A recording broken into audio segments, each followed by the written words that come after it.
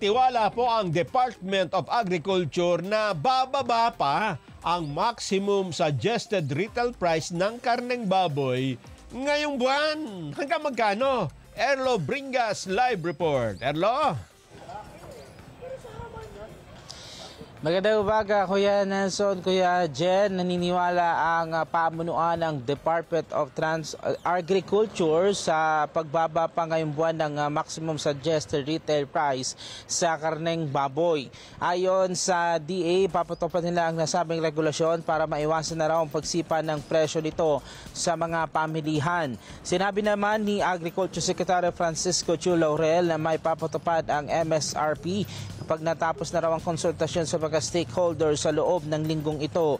Posibleng maipatupad ito sa March 10 ng kasalukuyang taon kung matatapos na yung mga dapat na ayusin kabilang nga yung konsultasyon sa mga stakeholders.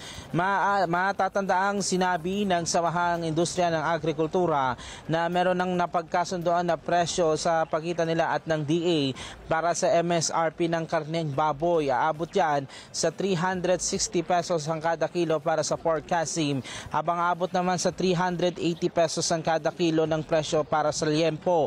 Matatadaang umabot sa 400 pesos kada kilo pataas ang presyuhan ng mga baboy sa iba't ibang palengke dito sa Metro Manila. At matatandang inanunsyo nga kahapon ng PSA na nasa 2.1% ang naging inflation noong Pebrero ng kasalukuyang taon at naging medyo hindi nagkaroon ng malaking ambag sa pagbagal ng inflation ay ang mataas pa rin na presyo ng baboy. At kung may papatupad naman ng MSRP, sabi ng PSA, sa karne ng baboy ay posibleng mas mapabagal pa ang inflation.